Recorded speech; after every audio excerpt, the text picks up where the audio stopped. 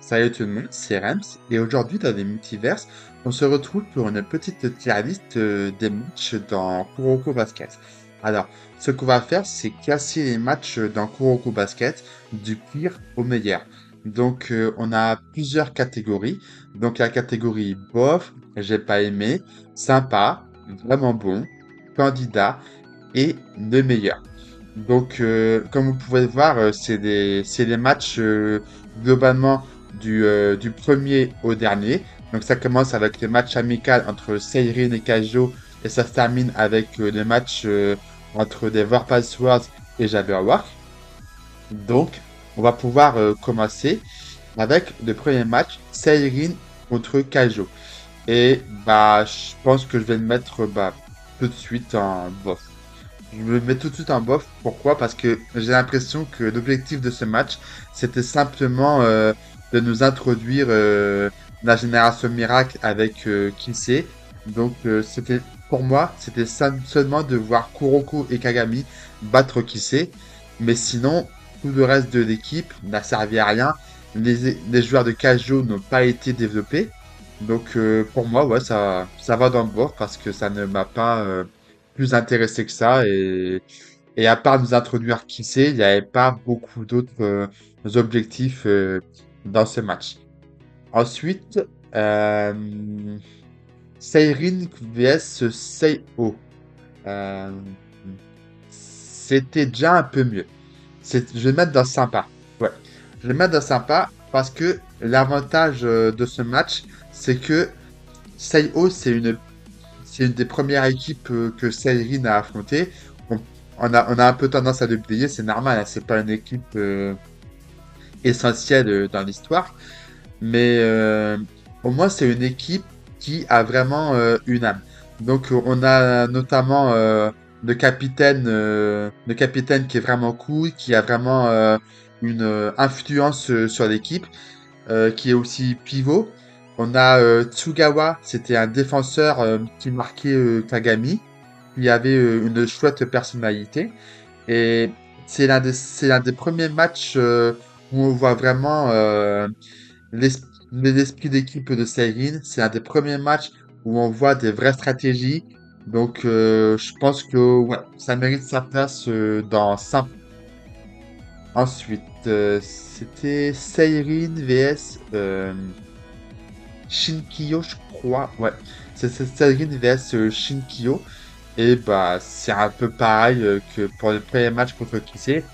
Le, le seul objectif de ce match, c'était de montrer un gars qui faisait partie, entre guillemets, Papa Mbaye. C'est un gars qui était convaincu qu'il pouvait rivaliser avec la Génération Miracle. Donc il était un peu trop arrogant, Gant. Mais sinon, c'était pas très intéressant. À la limite, on avait Kagami qui a commencé un peu à prendre de l'assurance, mais voilà, je vais pas mettre plus haut parce que c'était pas très intéressant comme match. Ensuite, on a Seirin vs Shutoku. Donc c'est le premier match et je vais le mettre, je vais le mettre dans sympa aussi parce que bah déjà comparé au match entre Seirin et Kaijo, bah là c'est le premier match où on voit Midorima et même si effectivement comme le premier match c'est un match qui nous introduit un autre membre de la génération Miracle, mais ça a quand même été mieux fait parce qu'on a vraiment vu Seirin en difficulté face à Shutoku, on a vu Seirin qui galérait et on a vu aussi, c'était très intéressant, on a vu Kagami qui montrait qu'au début, il était un peu dans le même état d'esprit que les joueurs de la génération Miracle. Donc, il disait à ses coéquipiers, laissez-moi faire, je m'occupe de tout. Donc, et Kuroko, on a une scène géniale qui, pour moi, était l'une des meilleures au début des mangas. On a eu Kuroko qui met une giga patate à Kagami, justement parce que celui-ci, il commençait à devenir trop arrogant, trop prétentieux. Il commençait à se dire que c'était le meilleur de l'équipe et que la victoire c'était tout ce qui comptait. Et là, Kuroko, il lui a mis une énorme patate en plein visage pour lui montrer, pour lui rappeler justement que, ok, tu gagnes, c'est bien, mais si tu gagnes et que tout le monde te déteste, c'est vraiment ce que tu veux? Ou est-ce que tu préfères perdre, mais en équipe, sans que personne te déteste? Et pour moi, c'était un beau match qui vraiment euh, installe un peu un déclic chez Kagami. Parce que là, en ce moment, Kagami, il a vraiment pris plus, plus d'expérience parce qu'il a vraiment montré à quel point il voulait protéger son équipe. Et Kuroko, bah, il s'impose vraiment comme l'ombre de Kagami. Et il était très important. Donc pour moi, oui, je vais le mettre dans sympa parce que ça pose vraiment les bases de la relation entre Kuroko et Kagami. Et ça nous montre aussi un bon duo avec entre ces deux-là. Et puis Shutoku était aussi très important, très intéressant. On a vu notamment Takao qui marquait Kuroko. On a vu comment Shutoku pouvait mettre en difficulté Sairin. Donc, ouais, c'est le premier match qui était vraiment compté pour moi dans KNB. Et ouais, je pense qu'il était quand même meilleur que Sairin vs Seiho. Ensuite, on a la boucherie. Voilà. Pourquoi je dis la boucherie? Parce que c'est le premier match entre Aomine et c'est le premier match où on voit Aomine. Et donc, c'était Seirin vs Toho, le premier match. Et bah, voilà. Aomine, il est arrivé. Il a démonté tout le monde. Et bah, à la limite, ouais. Parce que pendant une bonne partie du match, avant que Aomine il arrive, à peu près à la fin le deuxième quart-temps, on voyait Toho qui se battait comme une équipe. On voyait Toho qui arrivait à contrer Seirin. On voyait que c'était une équipe globalement meilleure que Seirin. On voyait aussi Momoi, c'était une des seules fois d'ailleurs, je trouve, où on voit ça. On voyait Momoi utiliser son intelligence pour comprendre les stratégies de Seirin et pouvoir les contrer. Donc, ouais, je pense que je vais le mettre dans sympa aussi. Parce que, mine de rien, il y avait quand même de la stratégie. Si je jugeais que la fin du match, bah, j'aurais pas mis aussi haut parce que bah, tout le reste du match, c'était juste Aomine qui fait ce one-man show et qui écrase tout le monde. Donc, ouais, je pense que je vais me mettre ça, mais c'est pas à la hauteur des autres matchs quand même. Bon, vous savez quoi, je vais supprimer cette tier list parce que je pense qu'elle est un peu en trop. Hop. Alors, maintenant, on a Euh, Toho vs Kaijo. Euh, Toho vs Kaijo, c'était un beau match aussi, mais alors, comment dire? Ce que j'ai bien aimé dans ce match, c'est que ça nous montre pour la première fois Aomine qui n'est pas invincible. Où il se retrouve face à Kisei, mais on voit bien que Kisei, il était en rivalité avec Aomine, que Aomine se sentait encore un peu supérieur à Kisei, mais que Kisei commençait à rattraper son retard. Ça veut dire que pour la première fois, Aomine, il se retrouvait face à quelqu'un qui pouvait le mettre en difficulté. Ici, il était vraiment en train de mettre Aomine en difficulté. Il l'a poussé à faire faute, il arrivait à copier ses techniques, et tout le monde était surpris à ce moment-là, tout le monde était choqué. Tout le monde se disait, mais attends, comment qu'il sait, il a réussi à passer Aomine. Donc, c'était un bon match, mais... Ouais, attendez, je vais rajouter une tier list. Euh, non, attendez, j'ai fait une bêtise. Hop. Je vais rajouter. Ah,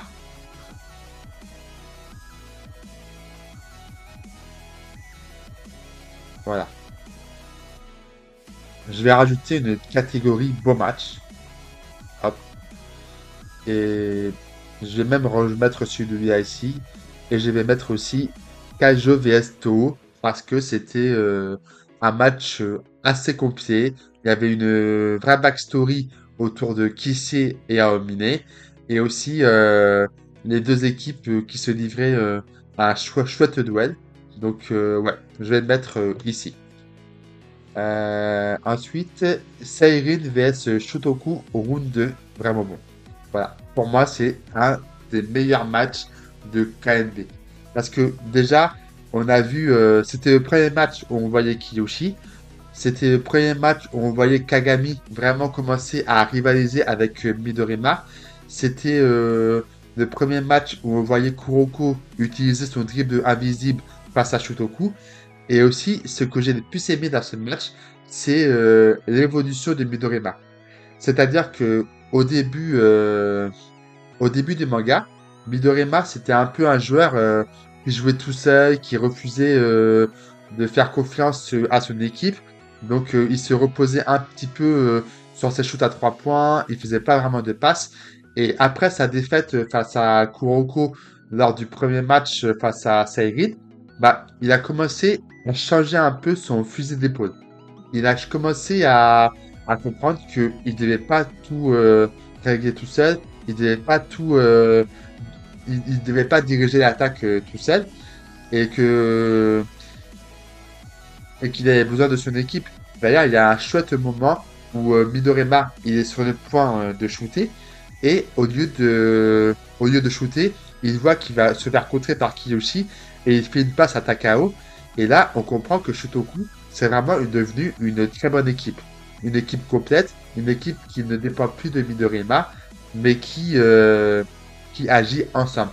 Et pour moi, oui, c'était vraiment un des meilleurs matchs de Kuroko Basket. D'ailleurs, j'en profite hein, parce que c'est l'occasion parfaite. Mais si ça vous intéresse d'avoir une analyse sur Shotoku, j'ai fait une vidéo dessus, donc n'hésitez pas à la regarder. Je pense que ça pourrait vous intéresser. Ensuite, hop, on va le mettre dans le candidat. Seirin vs Kirisa Dashi, c'est l'un des matchs les plus complets de tout Kuroko Basket. Déjà, on a eu bah, l'envol de Kiyoshi. Kiyoshi, à ce moment-là, il s'est promis de tout faire pour protéger son équipe. On a vu Kirisa Dashi qui jouait qui jouait son jeu sale un petit peu. Mais on a vu aussi une équipe qui posait des difficultés à Seirin. Par exemple, quand Anamiya il met sa toile d'araignée dans le match, bah, on voit vraiment que Seirin est en difficulté. Et Kuroko, il revient, il arrive à contrer Anamiya. Et c'était vraiment deux visions opposées du basket. Donc Seirin qui joue propre, qui joue avec fair-play et respect. Et Kirisaki Dashi qui joue pour mettre des coups, qui n'hésite pas à blesser les adversaires. Et à la fin du match, quand on voit Kuroko péter un câble face à Anamiya en disant qu'il refuse de le laisser briser les rêves de Seirin, mais c'était excellent. C'était incroyable. Donc ouais, pour moi, je vais mettre dans le candidat. Ensuite, on a euh, la demi-finale entre Kajo et Seirin que je vais mettre dans vraiment bon. Alors, je sais que beaucoup n'aiment pas ce match parce que justement, Kissé a été blessé pendant une très longue partie du match. Mais justement, c'est pour ça que j'ai adoré ce match personnellement. J'ai adoré ce match parce que on a vu Kajo qui arrivait. Kissé, c'est l'as de Kajo. C'est les meilleurs joueurs de son équipe. Et pourtant, on a vu, euh, on a vu Kajo qui arrivait à tenir tête à Seirin, même sans qui c'est. On les a vus tout donner, on les a vus se battre contre Seirin. On a vu Kasamatsu qui arrivait à contrer de tirs fantômes de Kuroko. On a vu aussi le pivot de Kajo, qui s'appelle Kobori, je crois, qui fait un petit tacle à Kiyoshi en lui disant nous, on a plus envie de gagner que vous, donc on ne peut pas perdre ce match parce qu'on a plus de volonté. Et pour moi, c'était l'un des meilleurs matchs. Et justement, le fait que Kissé ait été blessé pendant une longue partie de match, ça a permis de développer l'équipe de Kajo. Ça a permis aussi de montrer quand Kissé est revenu sur le terrain que bah il avait envie de se battre pour son équipe. Et quand il revient avec sa copie parfaite, qui démontre tout le monde que Kuroko et Kagami, ils arrivent à le stopper, C'est, voilà. Pour moi, c'est un des matchs qui était vraiment très bon, que beaucoup oublié. Personnellement, j'aimais pas trop ce match au début, mais après revisionnage, je me suis rendu compte qu'il y avait quand même d'excellentes qualités. Donc, ouais, il mérite sa place, dans cette catégorie. Voilà.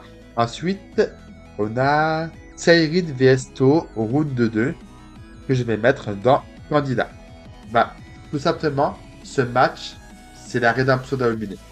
C'est le match où Aomine, il comprend que le basket, ça peut redevenir une passion. Il se confronte à Kagami, Kagami qui est vraiment s'est hissé à son niveau. On voit Aomine entrer dans la zone, Kagami qui réplique en entrant lui aussi dans la zone. Mais au-delà de ça, il y avait pas que Kagami et Aomine. On a vu aussi Kuroko qui était très affecté par ce match. On a Kuroko qui, lui, voulait une seule chose. Il voulait que Aomine redevienne le joueur qu'il avait connu autrefois. Donc c'était vraiment une très bonne comparaison entre ces deux personnages. Et on a aussi eu des chouettes duels. Par exemple, on a eu Luga qui se lance dans un duel d'arrière un petit peu avec Sakurai, l'arrière de Toho. On a eu Kiyoshi qui a eu été très important à la fin. Et Seirin surtout. Seirin qui arrive à battre l'équipe qui les avait humiliés avant. Donc pour moi, oui, je vais mettre dans le candidat. Et on va pas se mentir, le changement de Aomine à la fin, je pense que c'était un des moments les plus importants du manga. Et ouais, il a de très fortes chances d'être le meilleur match de cette checklist. Ensuite, on a Seirin contre Yosen. Euh, je pense que je vais le mettre dans le candidat aussi. Je vais le mettre dans le candidat parce que euh, ce que j'ai bien aimé dans ce match, c'est que il y avait un peu comme le match entre Seirin et Kirisaki Dashi, il y avait deux visions opposées des deux équipes. D'un côté, on avait Murasaki Bara qui représentait le talent à l'état pur, et de l'autre, on avait Seirin qui représentait le travail acharné. Murasaki Bara, il déteste ceux qui sont passionnés par les baskets, et pour lui, Seirin et surtout Kiyoshi, ça représentait vraiment ceux qui détestaient le plus dans les baskets. Mais on a vu des moments excellents. Par exemple, on a eu la rivalité entre Kagami et Imuro. On a vu Kagami et Imuro qui se battaient tous les deux pour savoir qui était le meilleur. Et pour moi, j'ai déjà dit, hein, mais pour moi, Kagami et Imuro, ils forment une des plus belles amitiés dans Kuroko Basket. Ensuite, on a aussi Kiyoshi qui a sa rivalité avec Murasaki Bara, parce que Murasaki Bara, c'est le joueur qu'il avait humilié au collège, et Kiyoshi, il avait été complètement dégoûté après cette défaite, et il y avait vraiment une chouette rivalité entre ces deux-là.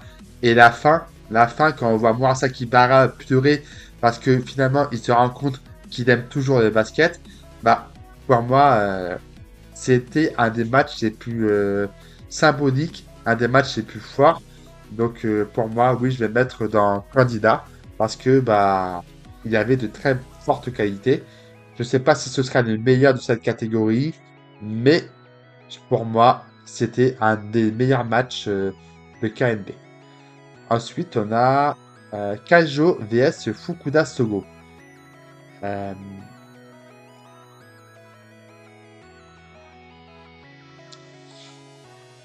je vais le mettre dans sympa parce que je vais le mettre dans sympa parce que il y a eu c'était clairement un match de Kinsey à ce moment-là. C'est Kinsey qui se dresse face à Azaki. Azaki qui était son rival à Taiko.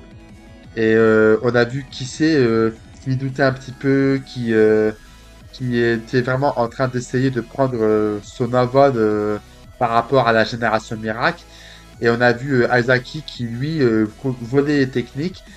qui était vraiment son opposé copié. Il y avait un chouette duel entre ces deux-là, surtout avec surtout quand Kuroko il encourage Kisei à se battre et que Kisei il commence à éveiller la copie parfaite, il arrive à copier toute la génération miracle. Mais ce que j'ai un peu trouvé dommage dans ce match, c'est que c'était clairement Kisei contre Azaki. Il n'y avait pas d'autres objectifs. Kaijo, ils n'ont pas été très utiles. Les autres joueurs de Kaijo, l'équipe de Fukunasogo a été inexistante. Je veux dire, citez-moi un seul personnage dans Fukunasogo qui ne soit pas Azaki ou qui soit aussi intéressant que Azaki. Ça va être difficile. Parce que clairement, Azaki, c'était le seul personnage vraiment mis en avant dans son équipe. Et c'est dommage parce que ça pouvait nous montrer d'autres joueurs qu'on ne voyait pas dedans. Et je trouve qu'il y a un potentiel de gâché dans ce match. La rivalité entre Kisei et Azaki était bonne, mais pour moi, voilà, je trouvais ça dommage. Ensuite, on a Seirin vs Shutoku. Je vais les mettre dans vraiment bon. Voilà. Parce que, de manière générale, les matchs de Shotoku sont vraiment des bons matchs, je trouve. Et celui-là, c'était sur la même lignée. C'était le premier match où on voit Akashi. Donc Akashi, c'est le big boss de... Ah d'ailleurs, je me suis trompé parce que Kajo vs Seigin, ça se passe après. Donc ouais, petit problème chronologique, désolé. Bref. Euh, donc Shutoku vs Rakuzan, c'est le premier match où on voit Akashi et des rois Sakuran de Rakuzan. Et Akashi, il a dominé Shutoku hein, pendant tous les matchs. Il était, euh, il était même pas à fond. Il était même pas à fond dans le sens où Takao il le dit. Hein. Takao il a dit lui-même que Akashi il a fait exprès de jouer sur un rythme plus lent pour copier, pour comprendre comment contrer Midorima et Takao. Mais au-delà de ça, c'était un match excellent. Déjà, on a vu Shutoku comme à son habitude. On a vraiment vu Shutoku qui formait une équipe, qui se dressait ensemble face à Rakuzan. On a vu Midorima. À un moment, il y avait une scène super sympa entre Midorima et Mibuchi. Donc, Mibuchi qui traite les coéquipiers de Midorima de boulet. Et Midorima qui lui dit wow, wow, wow, calme-toi, il n'y a pas de boulet dans mon équipe. Et il y a eu des scènes super géniales dans ce match, notamment Akashi qui éveille pour la première fois ses yeux de l'empereur, mais aussi ce que j'ai bien aimé, Takao et Midorima qui arrivent à contrer les yeux de l'empereur. Quand Takao il fait la passe à Midorima et que celui-ci il fait le shoot tout en temps d'extension, on a vraiment vu que Akashi il n'était pas invincible. On a vu que il pouvait contrer les yeux de l'empereur. Et pour moi, c'était un très bon match qui montrait pour la première fois Akashi, qui montrait Akashi et la puissance de Rakuzan. Donc, ouais, pour moi, je vais mettre ça. Et encore une fois, Shutoku, c'est une équipe incroyable. Et on arrive bientôt à la fin. Sairin vs Rakuzan, candidat. Sairin vs Rakuzan, c'est le dernier match de la Winter Cup. C'est le dernier match où on voit Kuroko, Kagami, Kiyoshi essayer de réaliser leur rêve de devenir numéro 1 du Japon. Et leurs adversaires, c'est pas rien. C'est les rois. Rakuzan avec Akashi et les rois Sakuran. Euh, tous les personnages dedans sont importants. On a des duels super, notamment entre Yuga et Mibuchi. On a Kiyoshi qui fait face à Nebuya. On a Kuroko et Kagami qui tentent de contrer Akashi. Et surtout, on a, on a une scène absolument incroyable, le retour de Ogiwara. Ogiwara qui revient, qui encourage Kuroko et toute la salle, tout le gymnase qui encourage Sairin. On a Aomine, Kisei, Midorima qui les encourage. On a, euh, on a Rakuzan, on a la rédemption de Akashi. Parce que il faut en parler aussi, mais la rédemption de Akashi, c'est un des meilleurs moments du manga. quand Akashi il se rend compte que il a délaissé ses coéquipiers, qu'il voulait jouer tout seul, que c'est comme ça qu'il avait détruit son ancienne équipe de Taiko et qu'il refuse de faire la même erreur avec Rakuzan, c'était incroyable. Et bah, évidemment, Sairin devient le numéro un. On a suivi Sairin pendant tout le manga, pendant toute l'histoire, dans un seul objectif, qu'ils arrivent à devenir les numéros un. Et là, ils y arrivent. Ils deviennent les rois du Japon. Donc pour moi, oui, ce match était un sérieux candidat et il a de très fortes chances d'être le meilleur match. Et enfin, on conclut avec un gros morceau, les War Passwords contre Jabberwock. Alors, je sens que beaucoup ne vont pas être d'accord avec moi, mais je vais devoir créer une nouvelle catégorie pour ce match. Pour moi, ce match, c'était un immense gâchis. Voilà. Je vais vous expliquer. Je vais vous expliquer pourquoi pour moi c'est un gâchis. Déjà, l'objectif de ce match, c'était clairement du fan service. Voilà. C'était clairement du fan service pour rassembler toute la génération miracle, montrer la génération miracle qui s'unit face à des adversaires plus forts qu'eux. Et pour moi, déjà, la première chose qui ne va pas dans ce match, c'est tout le contexte autour duquel ce match a eu lieu. Euh, à la base, la génération miracle, plus Kuroko et Kagami, se sont réunis dans un seul objectif, pour venger leurs aînés. Parce que leurs aînés, donc il y avait une équipe composée de Kasamatsu, Imayoshi, Okamura et Miyagi, qui se sont fait humilier par les Jabberwock. Et pour moi, c'est pas tant qu'ils se soient fait humilier, c'est un manque de respect. Voilà. Parce que quand on parle de ces quatre-là, c'est des personnages. Alors, il y a aussi le vice-capitaine de Rakuzan, mais bon, il n'a pas été très mis en avant. Tous ces personnages-là, donc Kasamatsu, Imayoshi, Okamura, Miyagi, ils font partie des meilleurs joueurs de Kuroko Basket. Je veux dire, Kasamatsu, c'est le capitaine de Kaijo, c'est l'un des meilleurs meneurs de jeu du manga. Imayoshi, c'est un des mecs les plus intelligents, calculateurs, rusés. C'est le capitaine de Toho et on a bien vu à quel point il pouvait être dangereux face à Sairin. Okamura, c'est un mec qui faisait état à Yosen. C'est le capitaine de Yosen, c'est l'un des meilleurs défenseurs du manga. On a eu Miyagi. Miyagi, c'était l'un des ailiers de Totoku. Il avait un background incroyable face à Rakuzan. Et tous ces personnages-là ont été humiliés. Et pour moi, c'était horrible. C'était horrible parce que c'est des personnages que j'adore.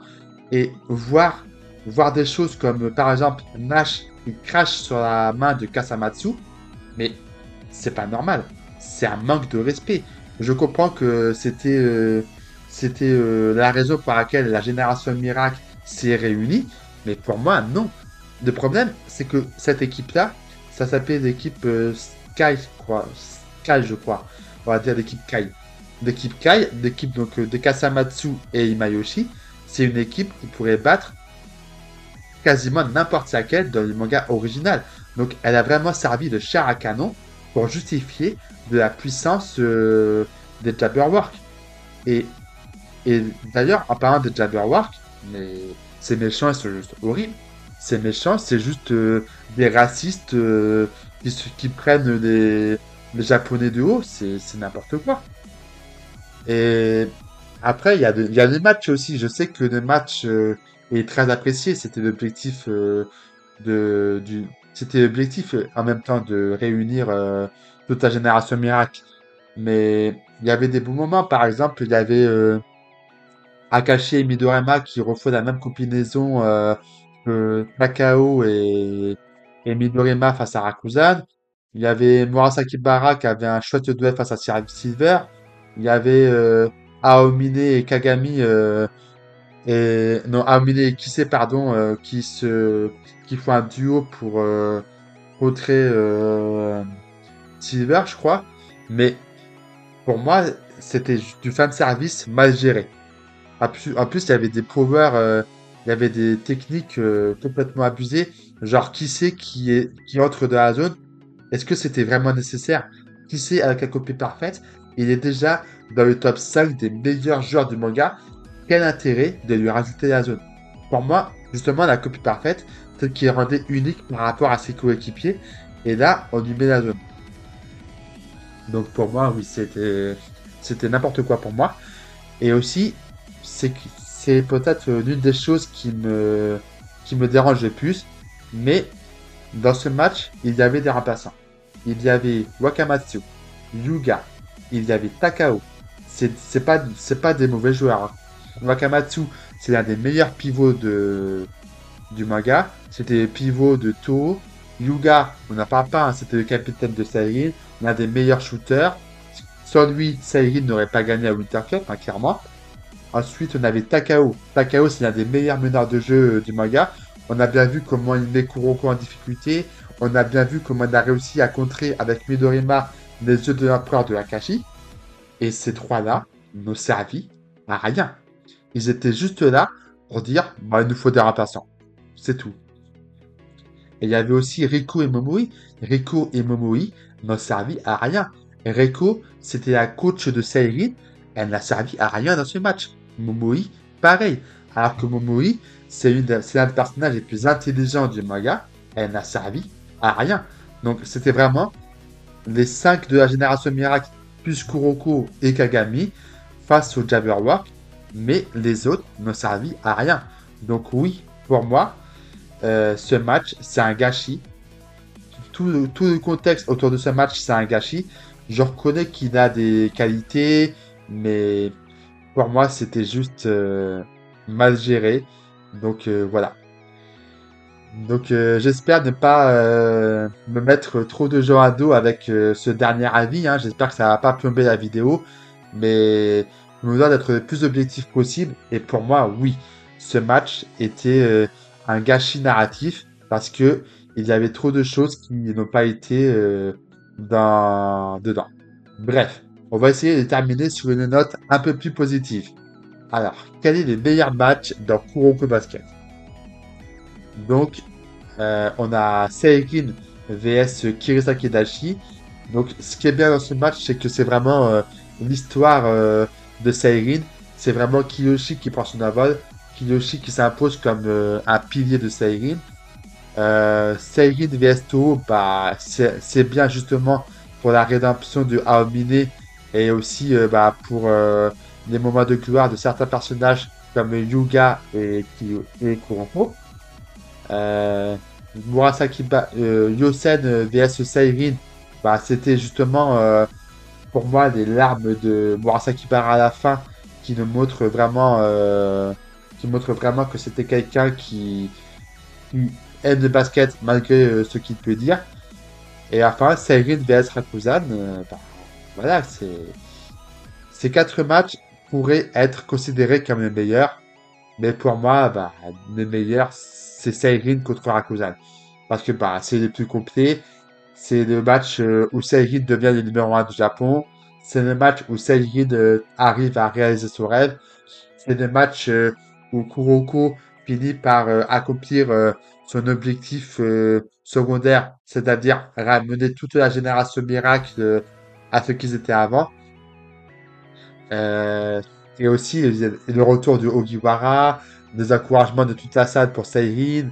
Donc ouais, pour moi, Seirin contre Rakuzan est le meilleur match dans Kuroko Basket. Et, je- et du coup, on peut s'arrêter là pour cette vidéo. Voilà, j'espère que ça vous a plu. N'hésitez pas à me dire quel est le meilleur match de Kuroko Basket et à l'inverse, quel est le pire match de Kuroko Basket. Bon, je sais que celui-là va faire débat, mais si vous voulez en discuter dans les commentaires, n'hésitez pas, ce sera avec plaisir. En attendant, je vous souhaite une bonne journée ou soirée et je vous dis à très bientôt dans notre multiverse. Ciao!